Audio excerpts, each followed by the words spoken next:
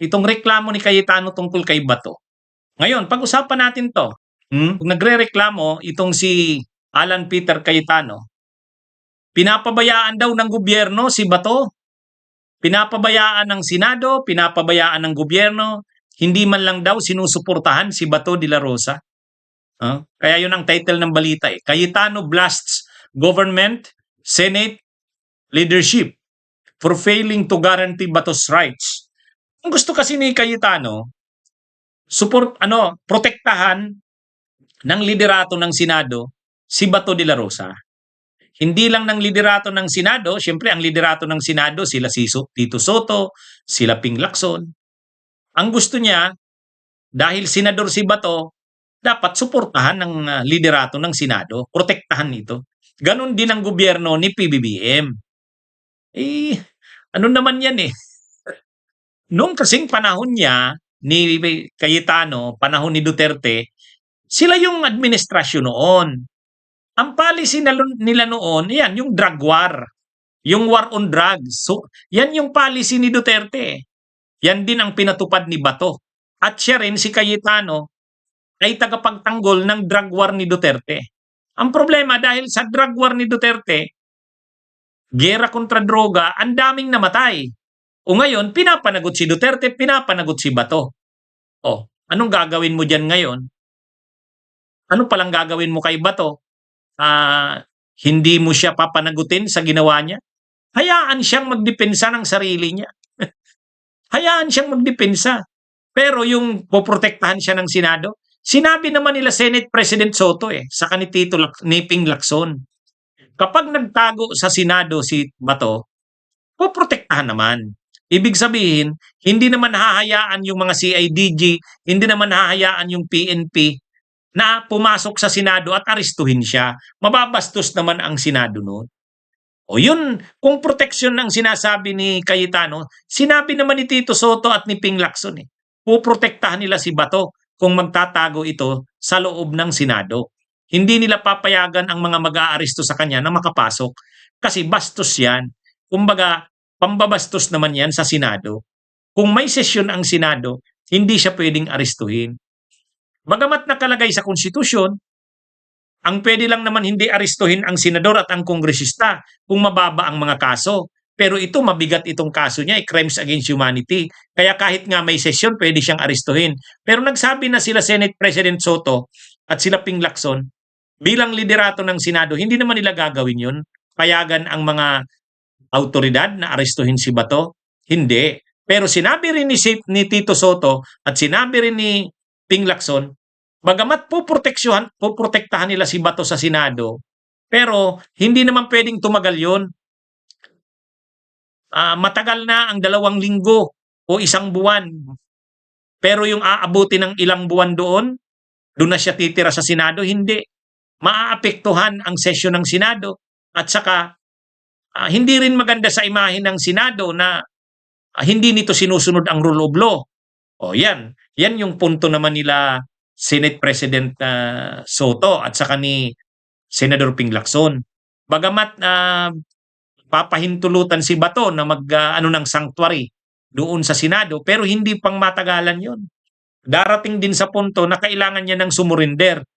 O yun ang ayaw nila Cayetano. Ang gusto nila Cayetano, talagang ipagtanggol, protektahan ng Senado si Bato. Kung babalikan din, si Laila de Lima nga noon, nang lumabas ang arrest warrant kay Laila de Lima, hindi naman siya humingi na ipagtanggol siya ng Senado. Hindi. Alam naman ni Laila de Lima, kailangan niyang sumurinder kasi susunod siya sa batas. Rule of law. Ngayon, kahit masama ang loob ni Laila de Lima noon, dahil alam niyang panggigipit lang naman ni Duterte yun, sumunod siya. Pero, hindi rin hinayaan ng liderato ng Senado noon na arestuhin si Laila sa loob. Hinintay siyang lumabas. Ganon din sila noon. Ganon din yung ibang mga senador na may warrant of arrest noon. Bakit ngayon kay Bato ang gusto niya special treatment? At saka ang gusto ni Cayetano, suportahan daw ng gobyerno si Bato, protektahan.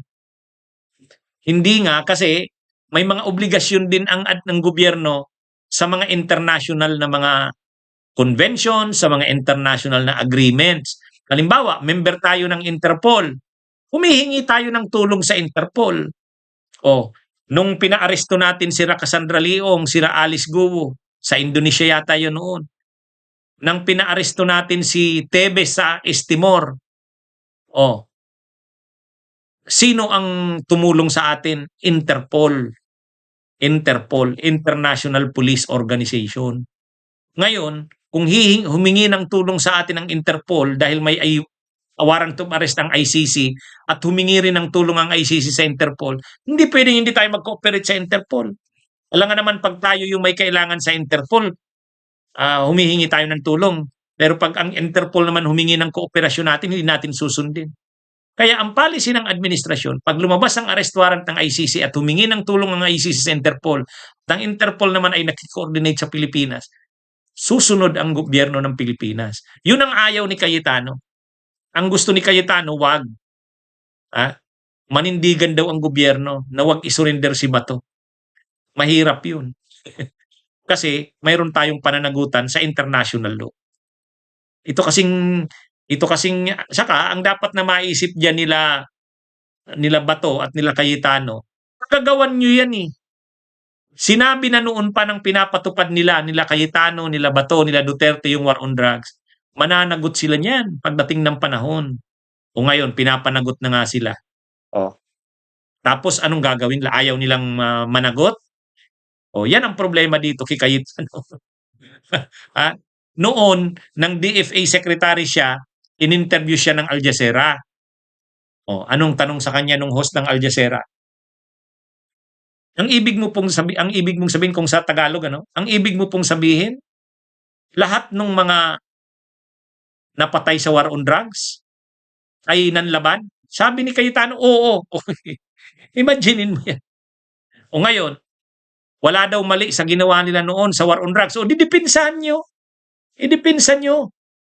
O, si Leila de Lima nga, ganun ang ginawa eh. Pinatunayan niya na hindi totoo yung mga akusasyon sa kanya, aligasyon sa kanya. O di ganyan din ang gawin nila Bato. O, ang problema, nung panahon, pag tinatanong kayo tungkol kay Leila de Lima, sabi nyo, hayaan siyang sagutin ang mga akusasyon sa kanya. O ngayon naman, hayaan din na sagutin ni Bato ang mga akusasyon sa kanya. Yun yung wala. Nawala na sa katinuan itong si Cayetano. Yan ang dahilan, yan ang problema. Napasama siya sa mga Duterte. Ngayon, yan? Pinapanagot na si Duterte, pinapanagot si Bato.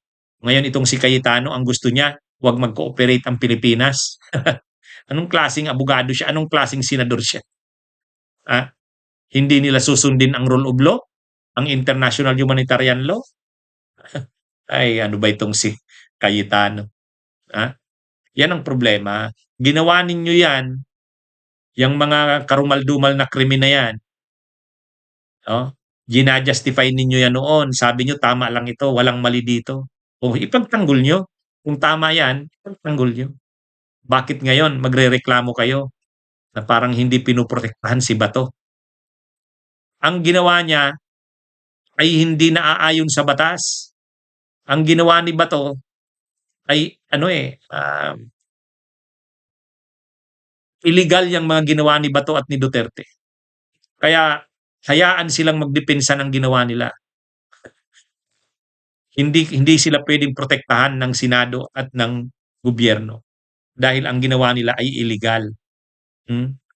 Crimes against humanity. At yan ay dapat nilang panagutan. Okay? Magandang araw mga kapatid. Bunyog, halikan na kasama ka. Bunyog, kapag buklod ay may pag-asa. Luzon, Visayas, Mindanao, isa ang pananaw. Sa bagong Pilipinas ang bunyog isisigaw. Bunyog.